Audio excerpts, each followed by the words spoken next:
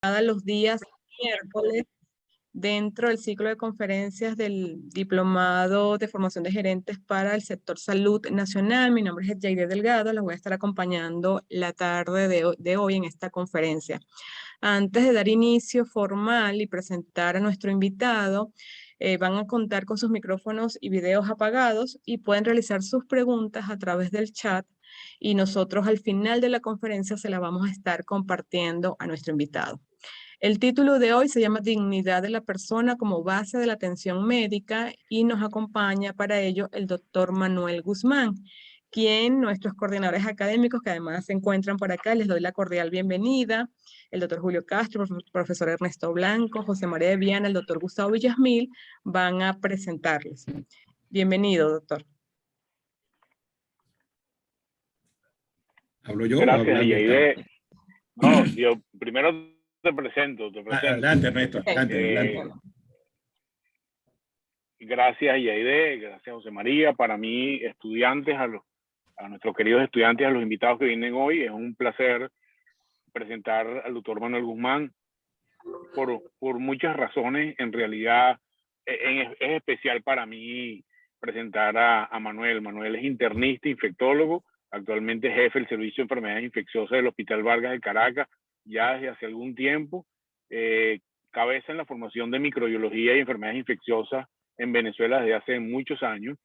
Y la razón por la cual se invitó a Manuel hoy, al igual que los otros invitados, es porque queremos que estos invitados les trasladen a los estudiantes, más allá que conocimientos técnicos, quizás su vivencia en relación a muchos aspectos que tienen que ver con la salud en Venezuela, la gerencia en salud, y debo decir que Manuel ha sido un gerente de la educación en salud desde hace muchísimos años, pero sobre todo queríamos que hablara de una relación que tiene el doctor Guzmán no solamente con la medicina, sino con su vida en general, con su familia, con su fe, con la religión, y queríamos que hablara del tema de la dignidad humana porque creemos que los valores en este curso, más allá de los números y nuestra capacidad de liderazgo, insistimos en que los valores son elementos fundamentales para la vida y para la salud en particular de Venezuela en este momento.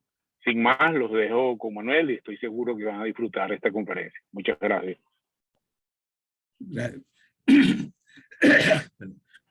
Muchas gracias, Julio.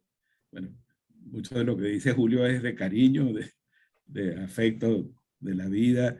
Me encanta ver a Gustavo, ver al profesor de Viana, al profesor Ernesto, y de verdad es un honor poder ser parte de esta presentación. Y bueno, qué bueno que el IESA está en esta actividad de este diplomado de salud, además también asesorado con esos docentes que tiene, y bueno, muy especialmente Julio, Gustavo, todos los profesores del diplomado. A ustedes por participar, por estar aquí, por tomarse tiempo para ir más en profundidad. La atención de salud no se limita a estar frente a un enfermo y tratar de resolver sus dificultades y sus enigmas. Es mucho más. Y qué bueno que se han decidido inscribirse y desarrollar esta actividad. Y bueno, estas cosas no son posibles si no hay un poco de gente en apoyo técnico. Sé que ya los presentó y de verdad que les doy las gracias porque hacen posible que estas cosas lleguen desde donde uno está, donde ustedes están, y pueda haber este tipo de difusión. Realmente, quiero hacer una pequeña introducción. Hay paradojas en el mundo de hoy. Hablar de dignidad en medio de una guerra incomprensible que se desató hace un poco más de una semana y que no termina de verse claro a dónde va. Hablar de dignidad en un país que tiene exilados queridos y tiene presos políticos sin juicio, sin respeto de sus condiciones, de sus derechos, de su dignidad. Y hablar de respeto de los derechos humanos con situaciones deplorables en atención de salud, en condiciones de las cárceles, en medio de una crisis humanitaria compleja. realmente, si en la mente de todos, aquí se usó mucho una frase hace unos años, Venezuela ahora es de todo. Ojalá fuera verdad. Y ojalá todos los que se ocupan de Venezuela y los que tienen poder de decisión en Venezuela, de verdad respetaran los derechos humanos. De verdad vieran cómo están las condiciones de salud, especialmente salud pública. Que vieran la tragedia que significan las cárceles venezolanas. Que vieran lo duro que es subsistir, que es llegar al fin del día, que es poder alimentar a la familia. Esto no sé si de verdad son fotos de Kiev o no, y creo que hay dos opiniones de cómo se escribe el nombre de la capital de Ucrania, pero sea o no exactamente parte del bombardeo de Kiev, estamos en medio de una guerra incomprensible.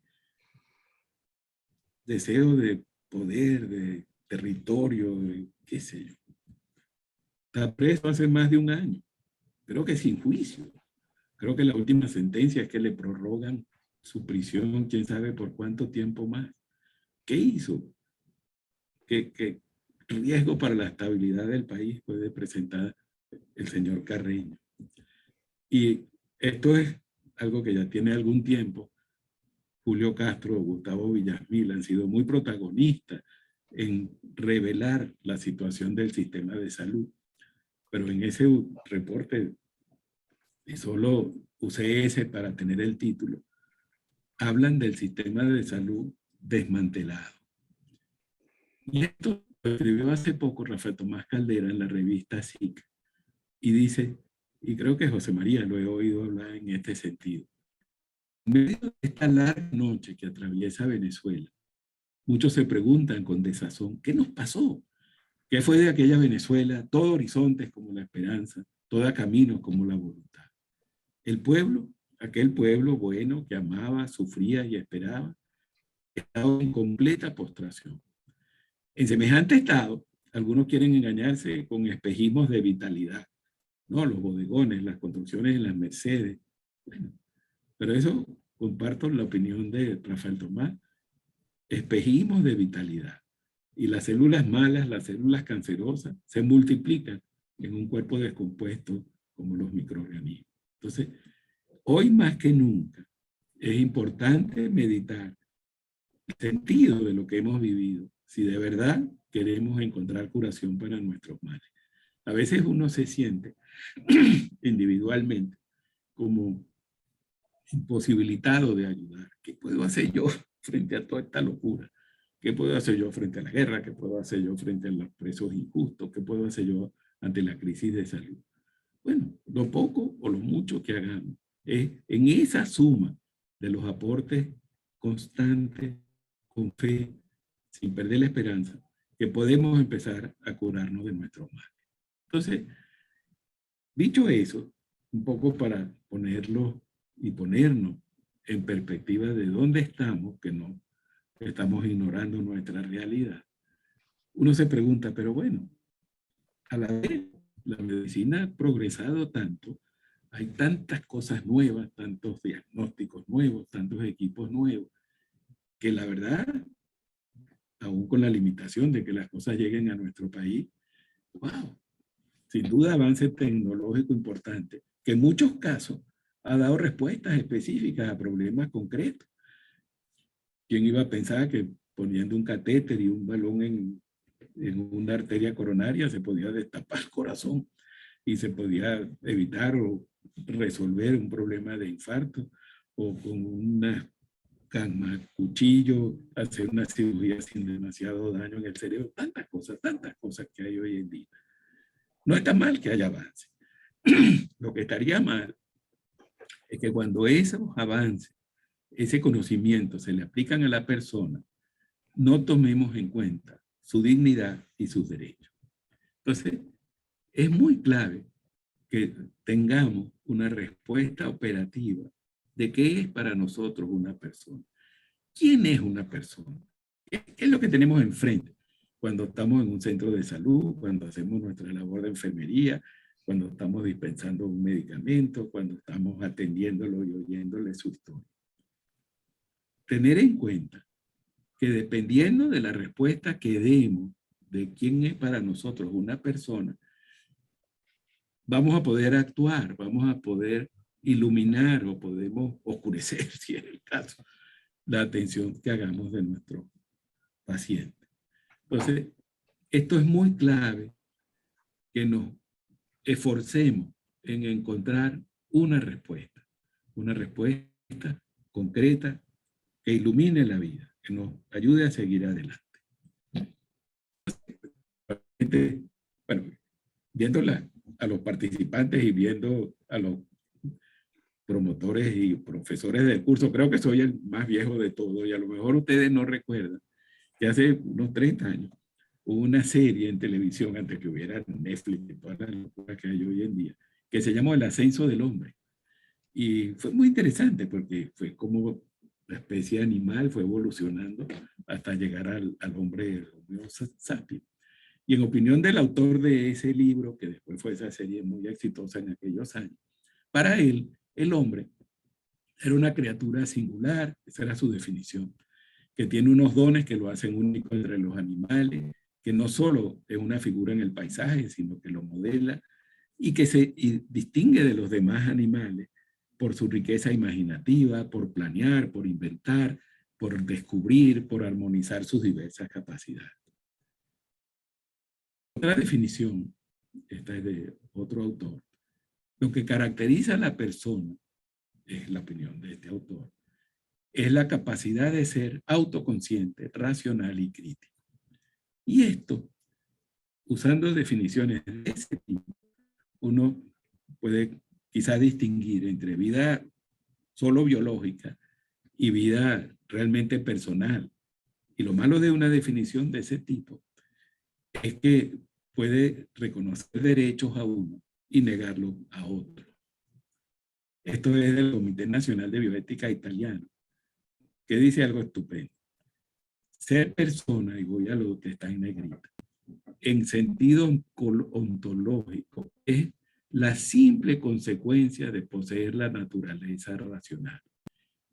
Y por ser la racionalidad un requisito del que goza la naturaleza humana, la simple posesión de la naturaleza humana implica que todo, entiéndase bien, todo individuo humano es una persona.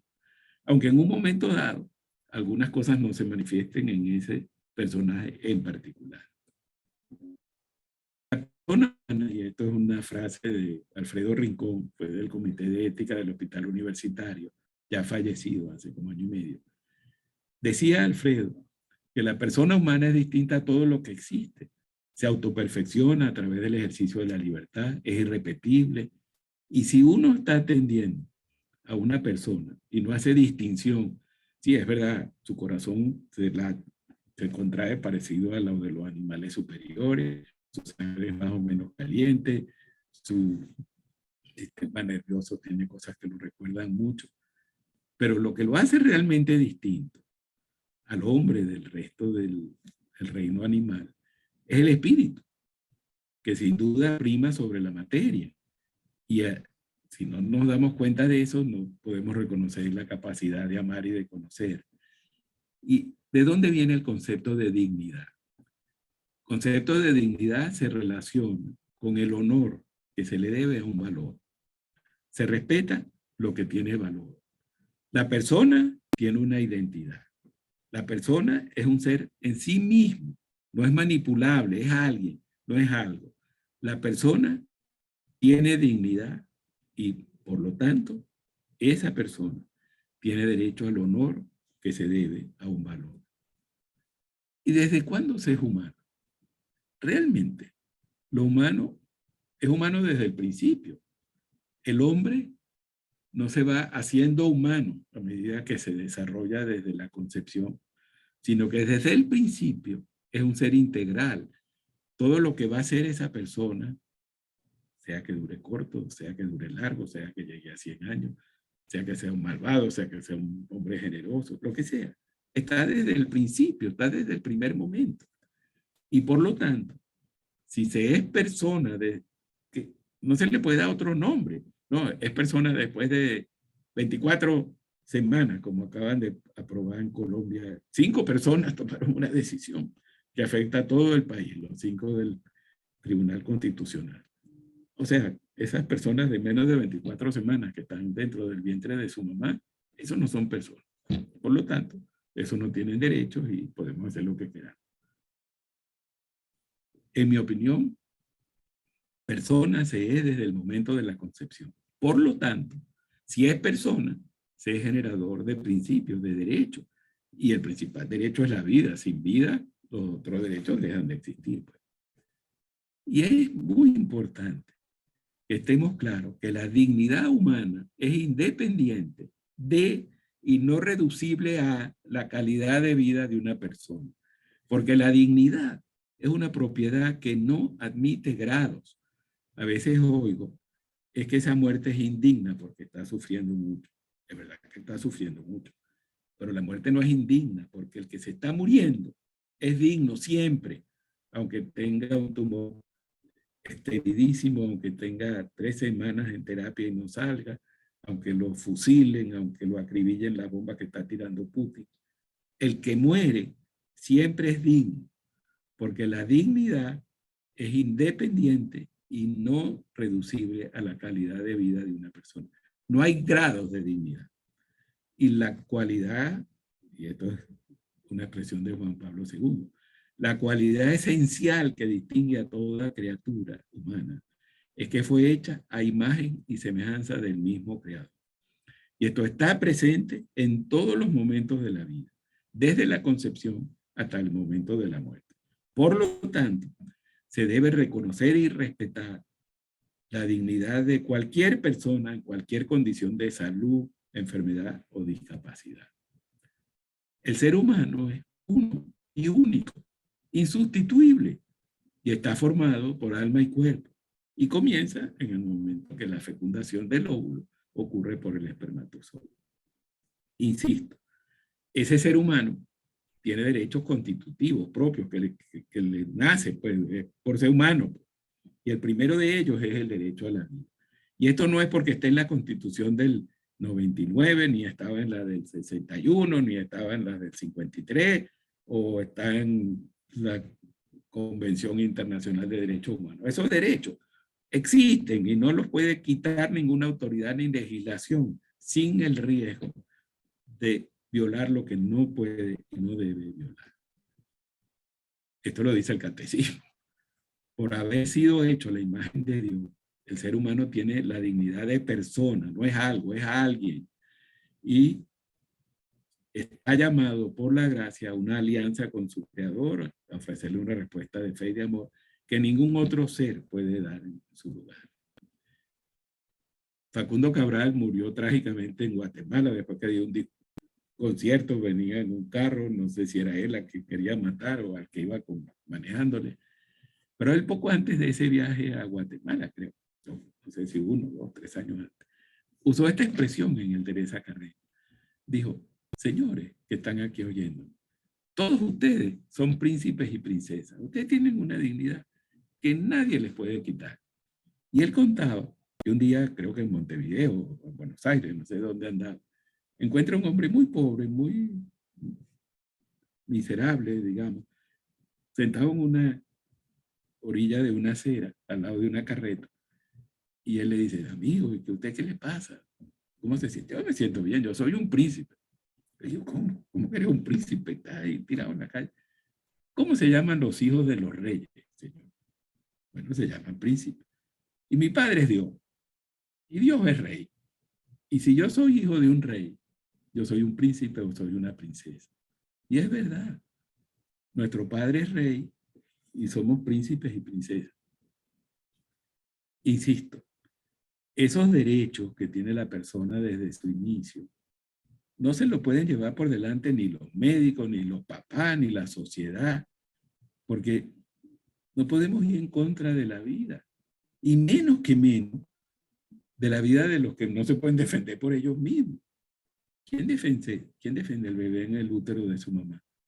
¿Quién defiende a un viejito que está hace tiempo sufriendo, que no puede hablar por sí mismo, que hay que alimentarlo con gastrostomía, que haces cara. ¿Quién lo defiende? Él no se puede defender. Los médicos estamos para defender, no para acabar con las vidas, no para que las cosas se terminen antes de tiempo. Entonces, volviendo a lo del avance científico, cuando se relaciona con el hombre, tiene que tener en cuenta su dignidad y sus derechos. Y no todo lo que yo puedo hacer físicamente es posible o es adecuado desde el punto de vista moral, desde el punto de vista ético. Vamos a hablar un poquito de la relación médico, enfermera, cuidador, paciente. Esa relación se inicia aceptando por parte del enfermo que él va a permitir que el médico, que quien lo atiende, va a tratar de preservar y respetar y restablecerle su salud. ¿Y qué principios rigen esa relación? Defensa de la vida como primer objetivo, ejercicio de la libertad y responsabilidad de cada persona, puedo o no aceptar lo que me propone. El principio de la totalidad, que es muy importante. Uno puede proponer una amputación en alguien que tiene una gangrena húmeda, que si no se le amputa la pierna va a perder la vida. Entonces, prescindir de una parte para salvar el todo no irrespeta el principio de totalidad. El principio de la proporcionalidad, lo que yo voy a indicar o a recomendar, tiene que pesar la proporción entre ventajas y riesgos. Si los riesgos superan las ventajas, pues ese es un procedimiento que no estaría adecuado. Y es muy importante el principio de confianza o de fe originaria, con la cual el paciente se pone en manos del médico y eso en un momento dado suple las ausencias de conciencia y voluntad. Llega alguien después de un accidente terrible, inconsciente, a una emergencia.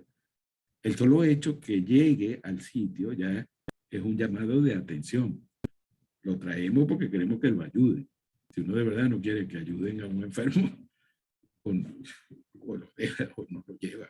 Pero digamos, aún no existiendo en ese caso una relación directa entre el paciente y el que lo va a atender, el solo hecho de presentarse en el sitio buscando ayuda ya es un inicio y suple la ausencia de conciencia y voluntad del paciente. Pero algo que es una verdad, y me quiero detener un poquito en esta parte. Muchas veces, siempre, la muerte es una consecuencia inevitable de la enfermedad. Y ante esa realidad, que ya no hay más nada que hacer, o que la muerte es un evento perfectamente predecible, la relación del médico con su paciente adquiere un nuevo orden, adquiere una nueva dimensión. En este momento, más que ese esfuerzo imparable de tratar de devolver la salud, lo que se convierte en lo más importante es tratar de evitar el sufrimiento, entendido no solo en su aspecto físico, que es muy importante, sino también con el componente adicional de angustia, de dolor psíquico, de temor a la pérdida, y eso se convierte en una obligación primordial. O sea, claramente tenemos que intervenir para quitar el sufrimiento en todo lo que podamos. Pero ojo, quitar el sufrimiento no puede ser eliminar al que sufre. Bueno, así se acaba el sufrimiento, claramente. Es como si dijéramos, bueno, vamos a acabar con la pobreza, vamos a matar a todos los pobres y que se acaben los pobres. Y hoy leí una cosa estupenda sobre la guerra de Ucrania. Le dice un niñito a su papá, bueno, papá, ¿y si los buenos matamos a todos los malos?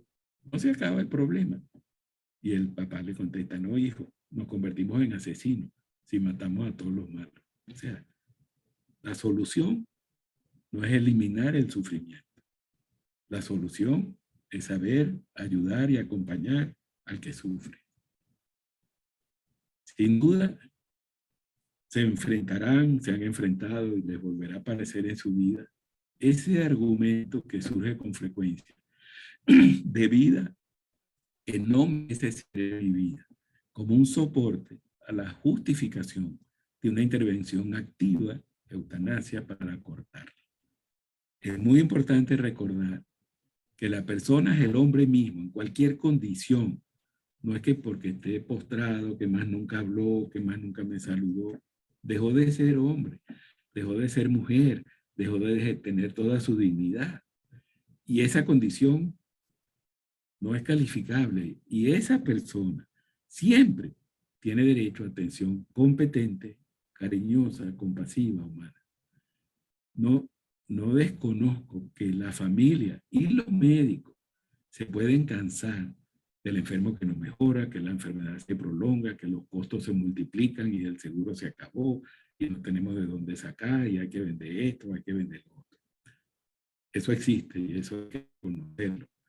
Pero en ninguna circunstancia el médico puede deliberadamente provocar la muerte del enfermo para complacer a los familiares, para que el sufrimiento sea menor. Me gusta la expresión de ser delicado con la vida. Lo que tenemos entre manos es demasiado valioso, demasiado importante para tratarlo a la ligera, para tratarlo sin profundidad, sin cariño, sin respeto. Sin duda, de las cosas difíciles es encontrarle sentido al sufrimiento. El dolor, como señal de alarma, permite la búsqueda de su origen y de actuar para su alivio. Entonces ya hay un sentido. Me duele la persona que le da un gran dolor en la región precordial y se suda y se le irradia el brazo y tal. Bueno, ese dolor lo hace ya el médico y el médico dice, bueno, entonces parece un problema coronario y se empiezan las cosas para aliviar ese dolor y resolver lo que lo está causando. Y eso es un sentido del dolor, pues, que me mueve a ir a buscar para que me lo alivie. Pero ese no es el único sentido. Realmente, si se pudiera encontrar explicación, esa explicación puede iluminar la vida del que padece y de los que están cerca. Y eso incluye al médico, que tiene que ayudar a encontrar un sentido, una explicación, una comprensión de lo que es el sufrimiento. Es verdad que nuestra sociedad tolera muy mal el sufrimiento y lo queremos excluir de nuestras vidas y de aquellos a quienes están cerca, inclusive con su eliminación si fuera necesario. No me hables de guerra, no me hables de problemas, no me hables de lo que no están comiendo, no me hables de enfermedades, no me hables de la pandemia, no me hables del COVID, no, pero está, y la toleramos mal, la sociedad, no, las figuras que aparecen en las noticias, en la serie, la esposa de Cristiano Ronaldo con tu serie ahí, no sé, exhibiendo qué. No, la vida es eso, pero la vida también es la realidad de las dificultades y del sufrimiento. Y esto lo dice el Código de Deontología de la Federación Médica Venezolana. El enfermo moribundo o terminal tiene derecho a que se le preste atención, a que se le dedique el tiempo necesario y que se le siga considerando como un ser humano. Es verdad que tenemos que procurar el alivio del sufrimiento, pero no se puede en ninguna circunstancia provocar deliberadamente la muerte del enfermo aun cuando éste o sus familiares lo soliciten. Entiendo que la actual Asamblea Legislativa, no muy legítima en mi opinión, tiene entre sus objetivos hablar de aborto, hablar de eutanasia, pensando que sí, nos ponemos a la par de otros países que no creo que estén avanzando, creo que están retrocediendo. Y nos va a tocar a cada uno tener una respuesta personal ante estas cosas que no están lejos de nuestro futuro.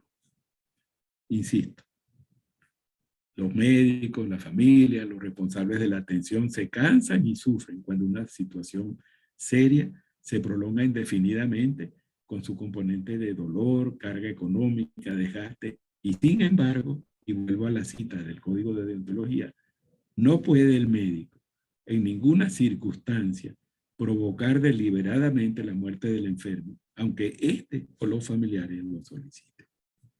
Claro, el enfermo teóricamente terminal o moribundo necesita que el que lo vea sea alguien competente, porque si es alguien que no tiene idea de la enfermedad, puede negarle oportunidades a quien las tiene.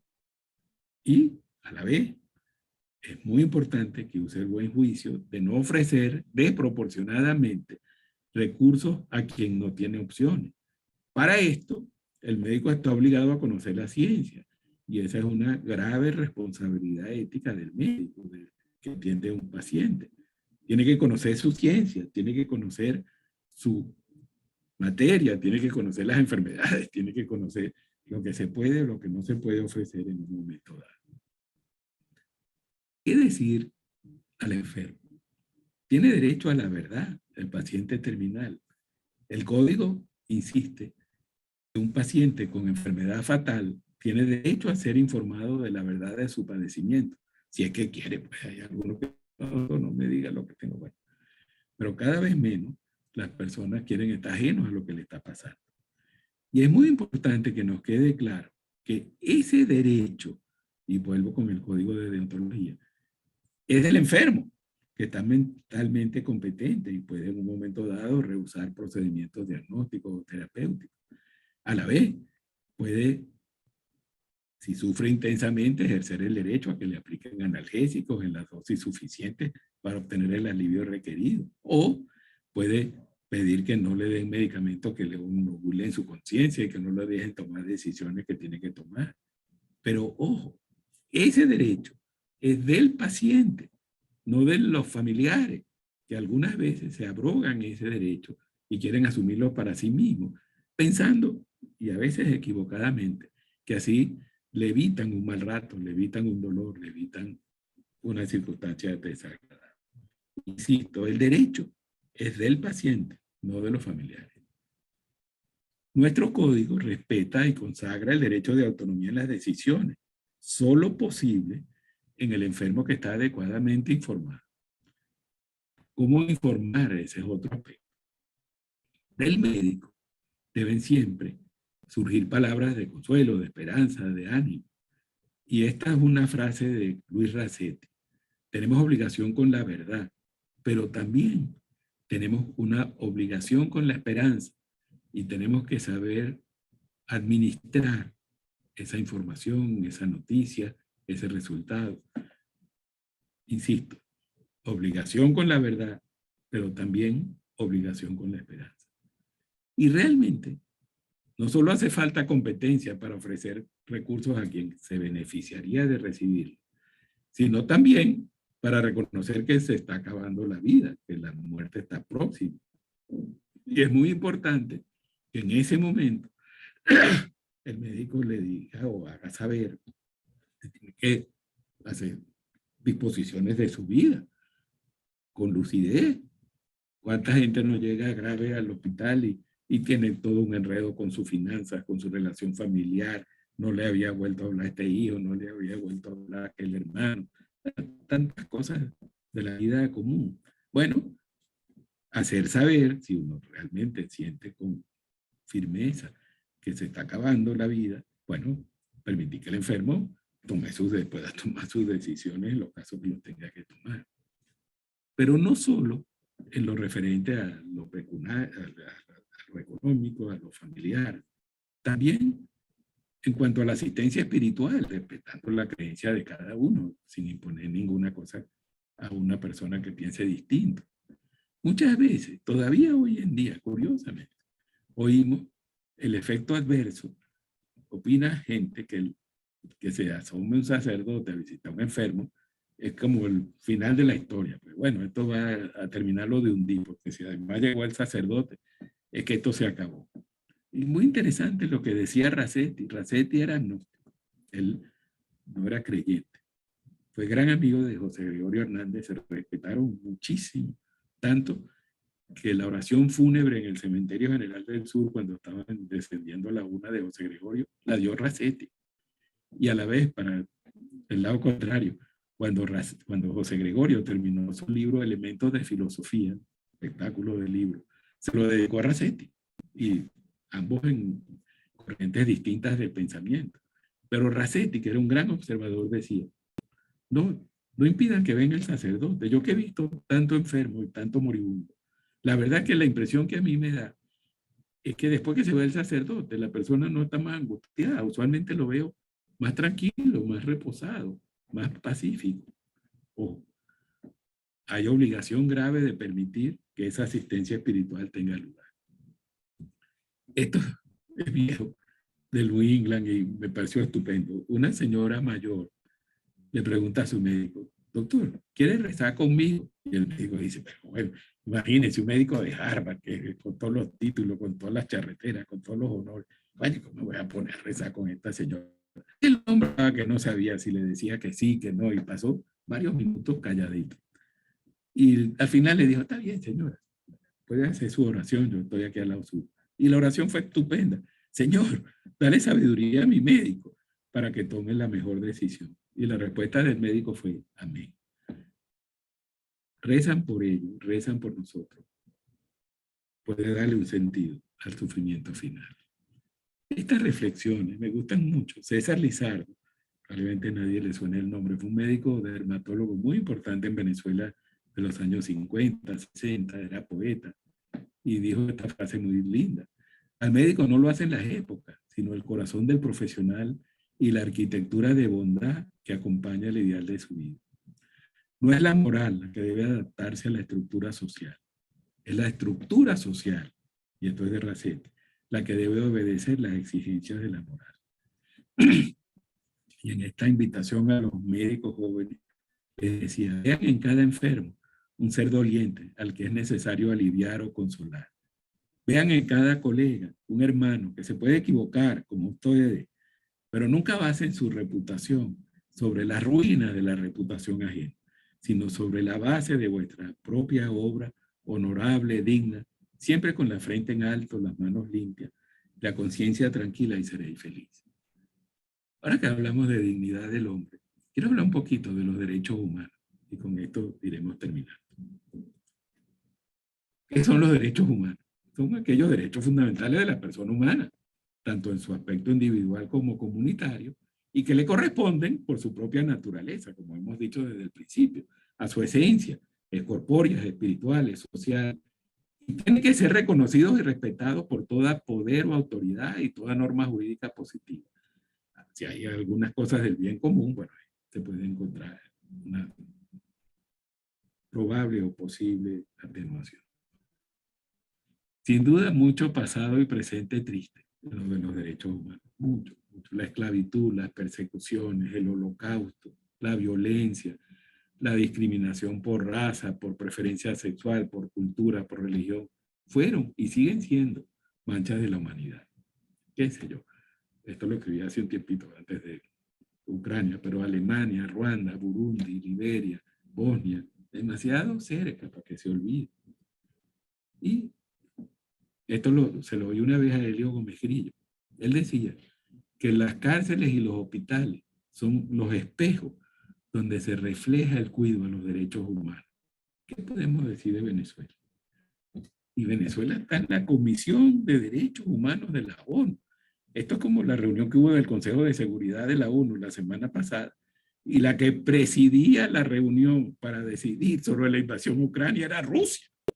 Bueno, ¿qué hacemos en la Comisión de Derechos Humanos si no cuidamos los derechos humanos de los de aquí? Y ese informe que hizo la señora Bachelet está escondido en algún lado.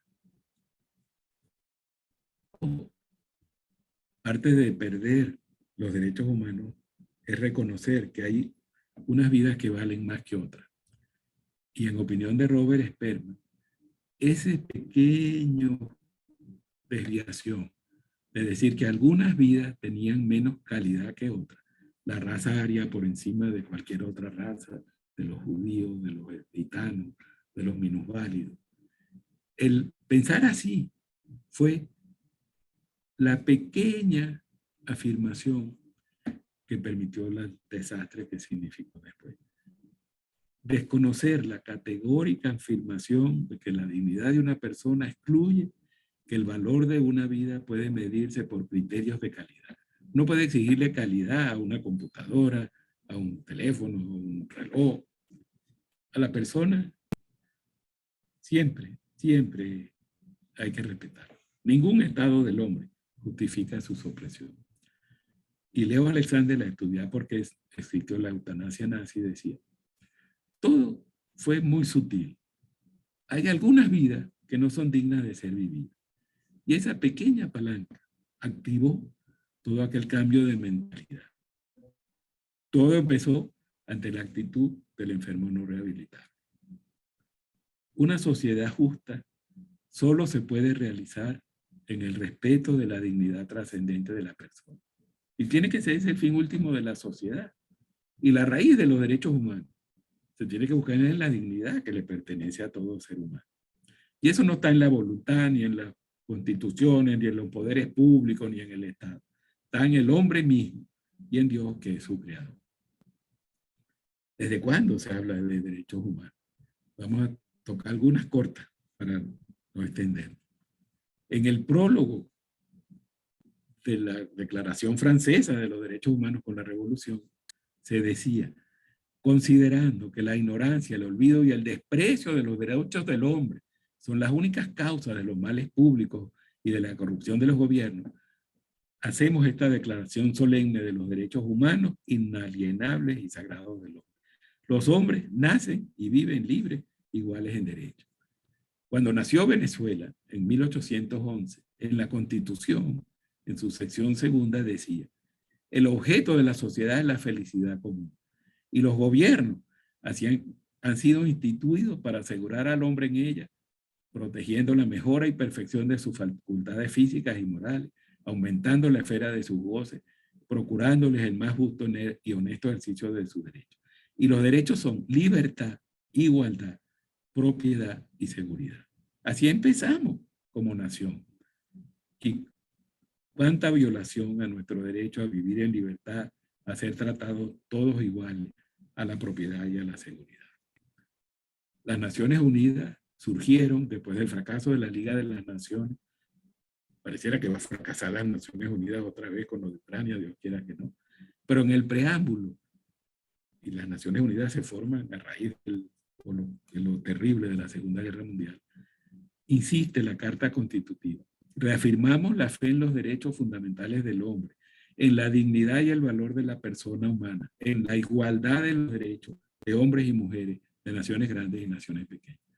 Y en el año 48 se hace la Declaración Universal de los Derechos Humanos. Todos los seres humanos nacen libres e iguales en dignidad y derechos y deben comportarse fraternalmente unos con otros. Tienen todos los derechos y libertades sin distinción de raza, color, sexo, idioma, religión, opinión política, posición económica, nacimiento o cualquier otra condición.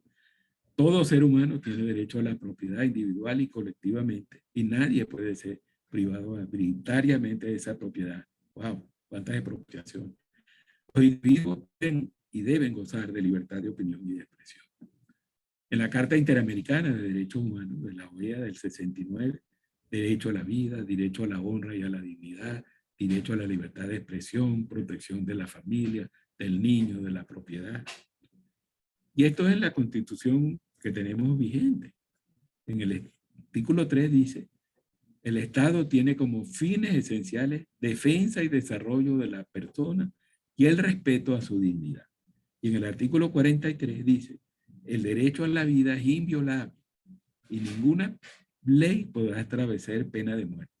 No sé qué van a hacer con eutanasia, con aborto. Va en contra de ese artículo clarísimamente. Toda persona tiene derecho a que se le respete su integridad física, psíquica y moral. Nadie puede ser sometido a experimentos, nadie puede ser sometido a exámenes que no corresponden. Nadie puede ser sometido a tortura. Y hay tortura, y lo sabemos. Y no deberían existir. La salud, un derecho social fundamental, obligación del Estado que lo garantizará como parte del derecho a la vida. El financiamiento por parte del Estado, bueno, y porque faltan tantas cosas en los hospitales. Esto es sobre derechos humanos y bioética de la UNESCO del 2005. Fíjense el segundo capítulo. Los intereses y el bienestar de la persona tienen prioridad con respecto al interés exclusivo de la ciencia o de la sociedad. Y uno de los objetivos de esta declaración del 2005 es velar por el respeto de la vida de los seres humanos y las libertades fundamentales. Para que los derechos humanos sean de verdad, tienen que ser universales, o sea que tienen que estar aplicables a todo el mundo, nadie puede quedar del lado afuera, tiene que ser inviolable. Le proclamamos los derechos, pero a unos, a otros no. Y tienen que ser inalienables. Nadie nos puede privar legítimamente de esos derechos. A nadie, a ninguno. Y una injusticia que se le hace a uno solo es una amenaza para todos. Y Willy Brandt, el alcalde de Berlín Occidental en su momento, decía, admitir la primera injusticia es abrirle la puerta a todas las que después siguen. Para terminar, sin duda, los que estamos en el ambiente, en el área de salud, tenemos el privilegio de poder custodiar al ser humano en sus momentos de debilidad y de fragilidad. Que siempre respetemos su dignidad y sus derechos. Que sepamos ser heroicos en nuestras profesiones. Y esto lo decía el cardenal Porras en diciembre del 21. Sin duda, estamos viviendo momentos tristes, pero la tristeza hay que verla con ojos de esperanza. Y él sueña con una Venezuela con participación de todos, con coraje, con constancia, con respeto. Esto lo acaban de decir las academias de Venezuela ante la invasión de Ucrania.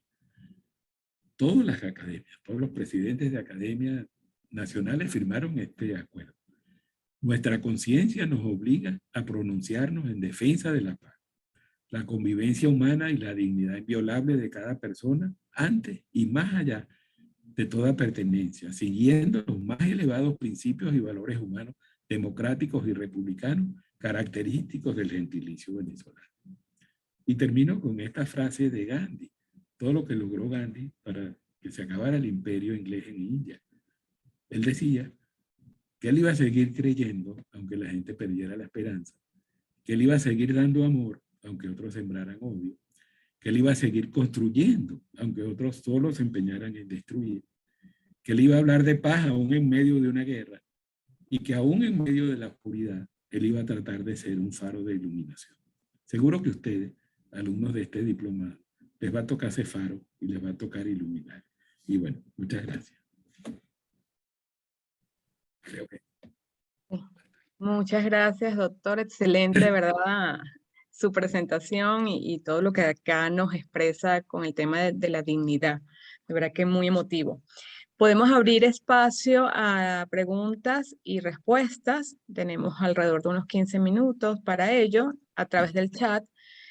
Nos están preguntando en este momento acerca de la presentación. Si nuestro facilitador la comparte, nosotros efectivamente la podríamos colocar para los estudiantes a través del aula y para aquellos invitados igual podremos hacerla llegar. Están mencionando que gracias, muy conmovedora y maravillosa presentación, lo coloca Patricia, Nacel, qué hermosa reflexión y qué compromiso en el que nos coloca. Muchas gracias porque son palabras motivadoras, excelente presentación, gracias por la motivación. Sin duda somos una porción de soñadores, también coloca a Nacel. Si quieren también abrir... Perdón un segundito. Sí. Primero, conozco varios de los que están haciendo el diplomado y conozco a sus profesores y sé que son soñadores. Pero Eliezer es un ejemplo de sueño venezolano. En su momento, creo que Carlos Landeri, no me acuerdo quiénes estuvieron alrededor de él, soñaron que en Venezuela era posible un instituto de esa categoría. Y lo hicieron. Y a pesar de todo lo que ha pasado, ahí están. O sea, ustedes y esa son ejemplos de sueño, realmente. Muchas gracias. Cerrado el paréntesis. Y muchas gracias y nos compromete entonces cada día más a hacerlo mejor y por supuesto seguir construyendo con cada profesional venezolano. Por acá nos hacen una pregunta, Lisandro le escribe desde San Cristóbal. Él menciona que en función de la situación con la que viven actualmente los miembros del personal de la salud, escasez de insumos, ¿cómo equilibrar una auténtica relación médico-paciente? Bien difícil y insistiendo en lo que comenta desde San Cristóbal, el grupo que coordinan Julio y Gustavo se ocupa de presentar la realidad de las carencias casi que mensualmente o quincenalmente y es terrible todo lo que falta. De todas maneras, el elemento es clave para la atención médica es el personal de salud, es la persona, es el médico. que dé comprensión, que dé diagnóstico, que use su sabiduría, su conocimiento. Duele tener que mandar a la gente a comprar todo, a comprar los remedios, a comprar los exámenes, a pagar la radiografía, y gente que uno sabe que no van a poder. Pero que no falte el acompañamiento, que no falte estar al lado. Muchos de los que hoy en día están en hospitales públicos están, por una parte, tratando de obtener una especialización, y la obtienen al final, con todas las dificultades y limitaciones. Pero en ese momento, estar ya es un primer paso de acercamiento, y ser muy... hay que ser exigente con uno mismo, hay que ser, bueno, profesionales. A veces uno ve que piden un poco de cosas que no hacen falta, un poco de exámenes que no tienen ningún sentido. Tratar de administrar el conocimiento y hacer llegar lo que de verdad es esencial, y no faltarle a la gente, no oírlo. Hay gente que muchas veces lo que necesita es que alguien lo oiga, que alguien le oiga el cuento. Una consulta de 5 minutos nos sirve, pues, dedíquenle tiempo a la gente, óiganlo. Dejen lo que se exprese, dejen lo que... Tienen que saber a quién tienen enfrente. Cuando yo veo gente mayor, les pregunto, ¿cuántos hijos tiene? 4. ¿Cuántos en Venezuela? Ninguno. Ah, bueno, ya uno sabe lo que tiene enfrente, si lo pueden ayudar o no lo pueden ayudar. Mucho. Dale. Muchas gracias. Por acá también comenta, bueno, Patricia, usted siempre ha sido un faro iluminando nuestros caminos en la infectología. Qué bonito, excelente doctor. Aquí están preguntando, Victoria Tirro, soy psicogerontóloga y trabajo con personas mayores. Por favor, ¿podría hablar sobre la inteligencia emocional de los profesionales de la salud y medicina para dar malas noticias? Importante. Probablemente en lo que atiende la licenciada, la psicóloga.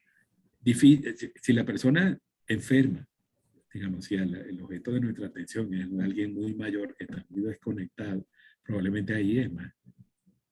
No hay mucho que decirle al que está enfermo, que se sienta acompañado, que se sienta que tiene a alguien cerca. Lo difícil es decirle a los que están alrededor. Y como decía Racetti, usar la verdad, pero con su dosis de esperanza. No sé, destructivo, no sé, radicalísimo, sino saber administrar. La palabra es un medicamento que también tiene su dosificación. Y no hay que decir todo de una sola vez, pues no puede ir administrando. Para eso es muy clave que haya esa relación de confianza.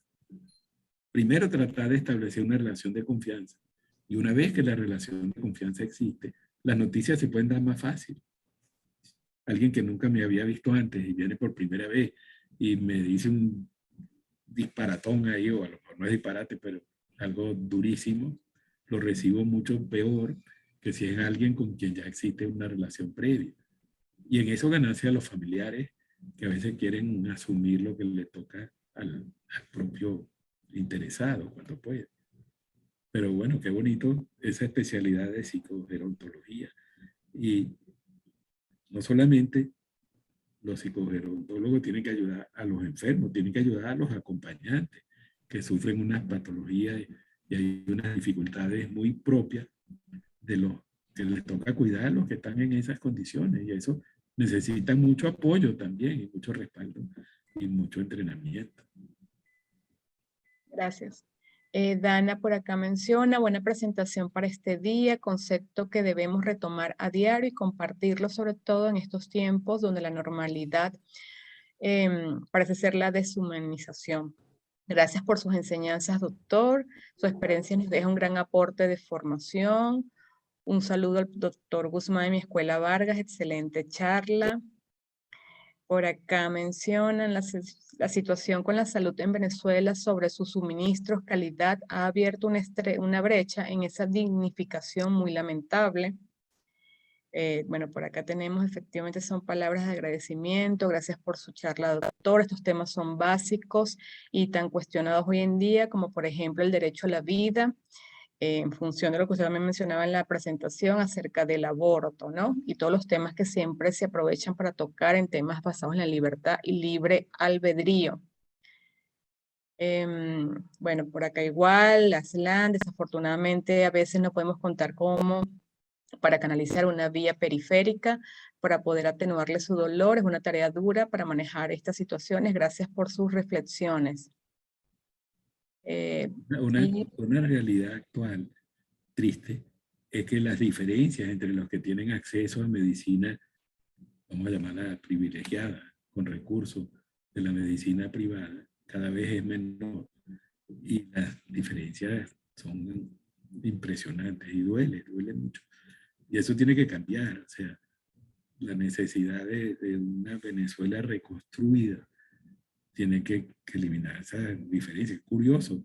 Teóricamente estamos en un gobierno socialista que persigue el bien de todo, y la impresión que da es que ha aumentado más bien la brecha, digo yo. Por acá mencionan, estamos llamados a cuidar el don sagrado de la vida. Es una gran responsabilidad, pero también un gran privilegio. Por acá la persona que efectivamente nos hacía la consulta inicial decía que trabaja con el sentido de la vida y el sufrimiento con las personas mayores desde el punto de vista de Víctor Frank, además de la psicología. Excelente. Por acá tenemos una pregunta de Manuel Figuera. ¿Cómo podemos mantener el equilibrio ante tantas injusticias y dificultades? Bueno, Manuel lo hace bien. Él es el presidente de la Sociedad de Infectología y ha hecho una labor estupenda desde su cargo y de sus actividades. Yo diría, hay un compromiso con la verdad. Y lo que no está bien, en el momento en que hay que decirlo, hay que decirlo. Con comprensión, o sea, probablemente el más comprensivo ante las atrocidades fue el mismo Jesús. En la cruz, y después de todas las pocas cosas malas que le habían hecho, dijo: Señor, perdónalos, es que no saben lo que están haciendo. Que siempre haya esa capacidad de perdonar. Una de las cosas más malas de uno acumular en su interior es el odio, es ese rencor. Eso es un peso muy grande para llevarlo en el cuerpo. Entonces, decir la verdad, porque tenemos una obligación grande, y si las cosas están mal, pero a la vez dar siempre un margen de acercamiento, un margen de comprensión, un margen de, bueno, a lo mejor lo están haciendo porque o no saben o no les han dicho cómo tiene que ser. Y es algo triste de la Venezuela reciente de los 20 años, quizá se ha notado más en los últimos 5 o 6. No oyen a los que saben más. No, aquí hay todavía muchísima gente muy competente que puede ayudar en tantos campos. Aquí veo al profesor de Viana, todo lo que hizo para que la gente en Venezuela tenga agua, y ahora tenemos menos. O sea, pero ¿por qué no ayudar? En estos días leí algo estupendo del padre Ugalde. Recién nombrado Chávez presidente, fue una comisión de la Católica a llevarle los resultados de los estudios de la pobreza y las posibles formas de asumirlo. Y no los tomaron en cuenta. O sea, mucha gente en Venezuela reconoce los problemas, los ha dicho, está dispuesta a que lo ayude. Y siempre tenemos que estar en esa disposición. En el caso concreto de la pregunta y de Manuel, la Sociedad de Infectología ha contribuido, da sus opiniones. En el COVID, esto es lo que se debe hacer, esto es lo que no se debe hacer. Y esa actitud tiene que seguir. Tenemos que siempre... A mí no me gusta la gente que levanta muros, a mí me gusta la gente que construye puentes. Y nos toca. Muchas gracias, doctor. No tenemos más preguntas y comentarios por el chat. Creo que... Perdón, Daide. Vi Sí, que alguien sí. preguntaba si pueden usar la conferencia. Sí, la pueden usar como... Sí. Usted nos las envía y con gusto la podemos Pero compartir. no la tiene. No la grabaron. Creo Está que en grabada, es algún... decir, efectivamente nuestros participantes, esta conferencia está grabada, la subimos en el aula virtual, aquellos invitados igual también se la podemos hacer llegar. Nos escriben y con gusto le hacemos llegar la conferencia, la presentación de hoy. Efectivamente, no tenemos otras preguntas, así que podríamos ir cerrando su presentación. Muchísimas gracias, excelente, de verdad el tema y muy motivador para continuar en estos días, ¿no? Rescatando. No sé si alguno de nuestros coordinadores quisiera dar unas palabras de cierre. Yo no voy a dar palabras de cierre, se los voy a dejar a los colegas médicos, pero el doctor hizo referencia a un programa, creo que fue en los años 70, fue muy famoso, ¿no? El autor, y hay un libro que se los recomiendo, yo lo puse ahí, el autor es Jacob Bronowski, o Jacob Bronowski, ¿no? Que es El ascenso del hombre. De verdad, ese libro se consigue, está en español, les recomiendo que se lo lean. Ese es el libro base de esa serie que sacó la BBC. Muchas gracias, profesor, por su conferencia extraordinaria. Doctor Villasmil. Bueno, agradeciendo de corazón a mi querido profesor de siempre, el profesor Guzmán Blanco, a quien tanto debemos sus alumnos. Hoy había un debate en nuestra sala, en el hospital universitario, muy a propósito de estas cosas. Vamos a ver si es posible que en algún momento nos acompañe por allá, profesor. Los médicos necesitamos ahondar en estas reflexiones, pese a que nuestra formación nunca nos dotó de suficientes medios para ello, pero vamos, eso no es excusa, hay que profundizar en ello. Además, creo que nuestra tradición médica, empezando por el beato José Gregorio Hernández, también por las posiciones de un positivista agnóstico, como ha mencionado el profesor Guzmán, me refiero a Luis Racetti, también de nuestra tradición médica 2 veces centenaria, podemos derivar luces que nos ayuden en esto, porque, y aquí voy en la vertiente de gerente de sistemas de atención médica que he sido durante muchos años. El gerente del sector sanitario en Venezuela necesita ahondar sobre estas materias. Yo llamo la atención acerca de cierta propensión a la frivolidad gerencial, llamémoslo de esa manera, que resume o que pretende resumir o comprender los grandes dilemas éticos que se le presentan al que administra un recurso escaso para lograr unos determinados fines que se consideran buenos, pretende reducir eso a un problema de manejo de plataformas digitales o de recursos financieros, es realmente no comprender la profundidad de la cima con ese que tenemos por delante. COVID-19, una experiencia extrema como esto que reventó, permítanme el término, a los grandes sistemas públicos sanitarios de la Europa desarrollada y de la América del Norte, donde en la Lombardía italiana había que decidir sobre la base del criterio del que estuviera allí a quién se intubaba y se conectaba a ventilación mecánica y a quién no.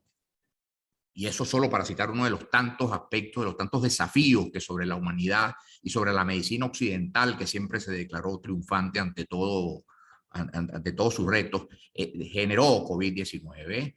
Yo creo que llaman la atención acerca de la necesidad que tiene el que se meta en estas honduras a dotarse de instrumentos que permitan también sopesar con toda la gravedad del caso la dimensión moral que tienen la toma de decisiones en salud desde el nivel macro, valga decir allá los ministerios y grandes presupuestos nacionales, hasta el nivel micro a la cabecera del enfermo. Yo le agradezco de corazón, profesor, una vez más, como tantas otras cosas, esta disertación de hoy, porque qué cosa, no será casualidad, esta mañana hubo jaleo al respecto de estos temas, de estas consideraciones, también en nuestra sala de allá del sufrido hospital universitario. De corazón, gracias, profe.